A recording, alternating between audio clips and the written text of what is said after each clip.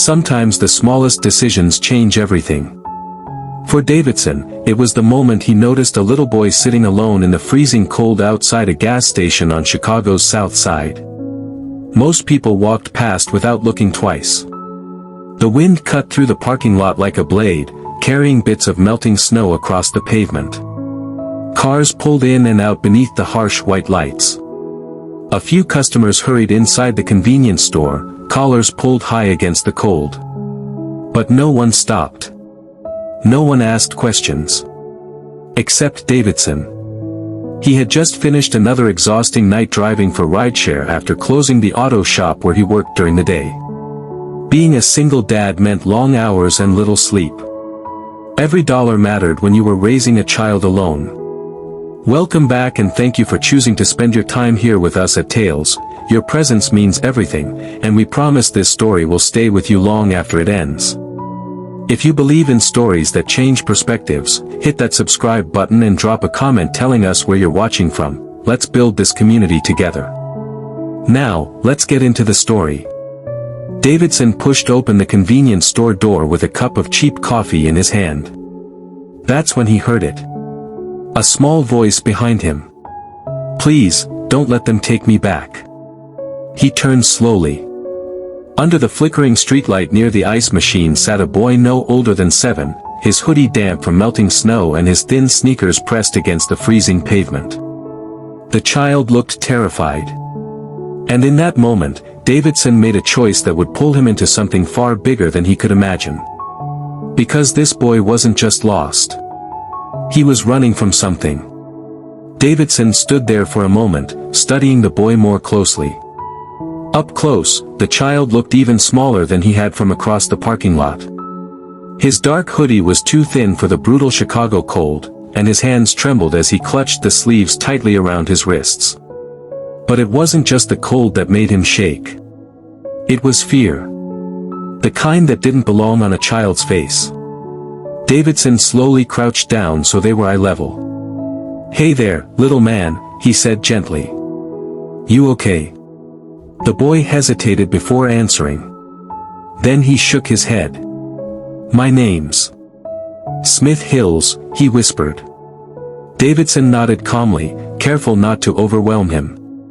"Well, Smith Hills. I'm Davidson." The boy's eyes darted around the parking lot again, scanning the dark corners as if someone might appear at any second. "I can't find my mom." The words tightened something deep in Davidson's chest. Years ago, his own son had said almost the exact same thing the night their family fell apart. That helpless confusion in a child's voice was something a father never forgot. Davidson glanced toward the convenience store. "Come on," he said gently. "Let's get you somewhere warm." Inside, the cashier quickly called the police. Smith Hills stayed glued to Davidson's side the entire time. Minutes turned into nearly an hour. Still, no one came looking for the boy. And that's when Davidson started to feel it. Something about this situation wasn't right. The police arrived nearly 40 minutes later. By then, Smith Hills had barely moved from Davidson's side. The boy sat quietly in a chair near the counter inside the convenience store, his small hands wrapped around a paper cup of hot chocolate the cashier had given him. An officer knelt down to speak with him. "Hey buddy, can you tell us where you live?" Smith Hills shook his head slowly. "Do you know your mom's name?" Another shake. The officers exchanged a glance. Children that young usually remembered something, an address, a school name, even a phone number. But Smith Hills only knew 2 things. His name. And that his mother drove a big black car with shiny wheels. After several more questions led nowhere, one officer stood and looked at Davidson. "We'll probably need to take him to the station until we locate his family." The moment the boy heard that, his fingers tightened around Davidson's jacket. "Please, don't make me go alone." The fear in his voice made the room go quiet. The officer studied Davidson carefully, his worn jacket, tired eyes, and grease-stained hands. "You live close?" he asked. 5 minutes, Davidson replied. After a moment, the officer nodded. An hour later, Smith Hills sat at the small kitchen table inside Davidson's modest apartment. The place wasn't fancy, but it was warm. And for the first time that night, the frightened boy looked a little safer. Davidson had just finished making grilled cheese sandwiches when the knock came. It wasn't the casual knock of a neighbor. It was sharp, controlled. 3 firm knocks that echoed through the hallway. Davidson paused, glancing toward Smith Hills, who sat at the kitchen table nibbling the corner of his sandwich. "I'll be right back," Davidson said. When he opened the apartment door, his breath caught. The hallway was filled with people. 2 police officers stood near the stairwell, radios crackling quietly. Behind them were several men in dark suits, their posture stiff and alert. And at the center of them all stood a tall woman in a long black coat. Diamond earrings caught the dim hallway light as she stepped forward. Her voice trembled despite the authority behind it. "Where is my son?" Davidson stepped aside immediately. "He's safe," he said. The woman rushed past him. The moment Smith Hills saw her, he jumped from the chair. "Mom!" The two collided in a desperate embrace, the boy clinging to her as if he'd never let go again. Davidson leaned against the doorway, relief washing over him. But something felt strange. The security guards didn't relax. The police stayed tense. And when the woman turned back toward Davidson, he suddenly recognized her face. Grace Hills. One of the most powerful billionaires in America. Grace Hill's voice dropped to a whisper, sharp and controlled, but with an edge of fear that made Davidson's chest tighten. "My son wasn't lost." Davidson froze. His mind raced. She explained everything. 3 hours ago, Smith Hills had been strapped into a heavily armored vehicle, flanked by her driver and security team. But on a busy downtown street, something went wrong. The car was forced off the road by masked attackers. Her driver fought to keep control. Her security team struggled. And in the chaos, her son had slipped out. "He ran," Grace said, her eyes locked on Davidson's. "I taught him if he ever felt unsafe, to run toward lights, toward people he can trust." Davidson looked at the boy again. Smith Hills was sitting quietly, cheeks flushed from the cold and fear, but now alert, as if he had been carrying a secret. "And now," Grace continued, "if those people realize he escaped," her voice lowered even further, "they won't stop looking." The weight of her words hit Davidson like a punch to the stomach. He glanced at the window, the street outside dark and empty, but he knew better. Danger could be hiding in every shadow, every corner. Suddenly, a deafening crash reverberated from downstairs. The apartment trembled. Davidson's instincts screamed, the nightmare wasn't over. Cliffhanger, something, or someone, was coming for them. The crash had barely faded before the sound of heavy footsteps thundered up the stairwell. Davidson's heart slammed in his chest. Every instinct screamed danger. "Stay behind me," he whispered, grabbing Smith Hills and shoving him low behind the kitchen counter. The boy's small body trembled, but he clung tightly to Davidson's sleeve. Then, the apartment door exploded inward. Wood splintered, metal hinges tore. 2 masked men lunged through the doorway, eyes wild, hands reaching for the boy. Davidson didn't hesitate. He planted himself in front of Smith Hills, chest out, fists ready. One attacker swung wildly. Davidson ducked, twisted, and delivered a punch that connected with a sickening crack. Pain shot through his arm, but he didn't falter. The second man lunged for the boy. Davidson intercepted him, absorbing a brutal blow to the jaw. Stars exploded behind his eyes. The boy's small hands pressed against Davidson's back, silent but steady, trusting. From the hallway, shouts echoed as Grace's security team tackled one attacker. The other struggled, swinging wildly, but Davidson held his ground. He remembered his own son, remembered fear, helplessness, and the promise he'd made to protect him. Minutes, or was it seconds, passed in chaos. Then police sirens wailed.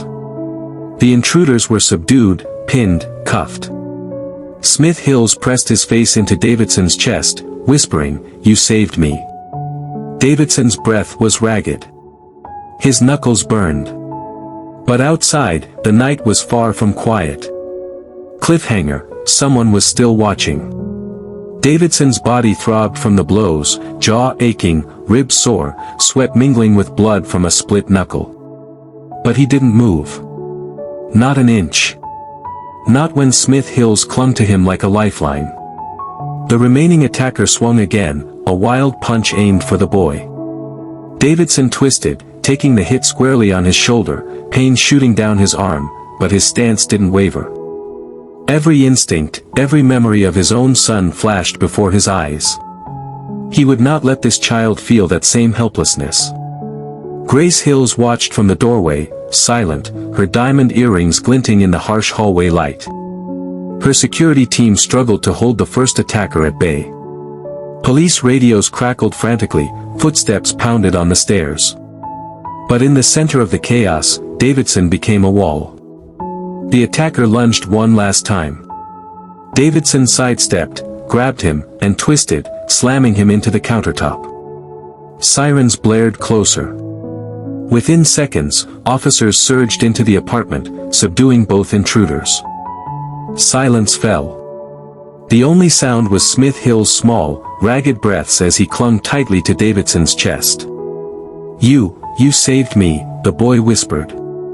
Davidson's chest rose and fell rapidly, pain and adrenaline colliding. Grace stepped forward, eyes studying the exhausted, bloodied man who had just risked everything for a child not his own. Her voice was quiet, almost trembling. "Why?" Davidson's chest heaved, knuckles raw, shoulder aching, but his eyes stayed on Smith Hills, who pressed his small face into Davidson's shirt. Grace Hills stepped closer, her usual polished confidence shaken. For the first time, she saw him not as a stranger, not as a man in a faded jacket, but as something far rarer, a father who would stand between a child and danger without question. "Why?" she asked again, softer this time.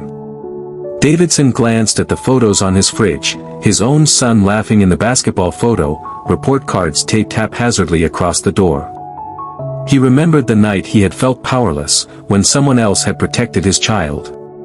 "Because someone once protected my kid when I couldn't," he said simply. Grace studied him, eyes lingering on the quiet strength in his posture. She nodded, understanding dawning. Words weren't enough to express her gratitude, but her gaze said it all. Outside, police secured the building. The attackers were led away in handcuffs, but the investigation had already revealed a chilling fact: this kidnapping wasn't random. Someone powerful had targeted her son, and the danger was far from over. She looked at her son, safe but shaken, then back at Davidson.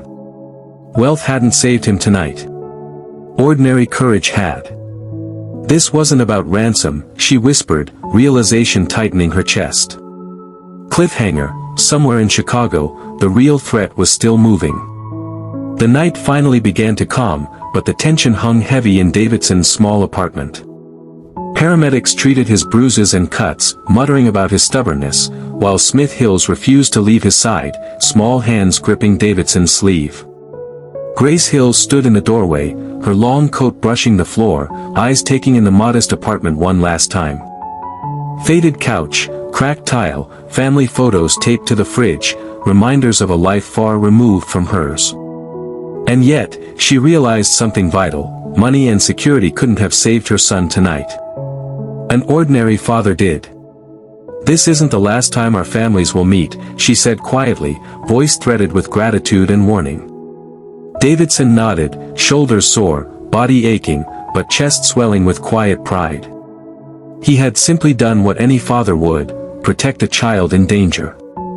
As her convoy drove away into the Chicago night, Davidson watched silently. The city seemed calm, but he knew better. Someone powerful had orchestrated this attack, and Smith Hills was still a target. Somewhere in the shadows, plans were already forming, threats unseen but very real.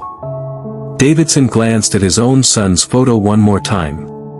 He had walked into what seemed like a simple act of kindness, saving a lost child. But now, he had stepped into a world of wealth, danger, and people who would stop at nothing to get what they wanted. And somewhere in the city, someone was already planning their next move.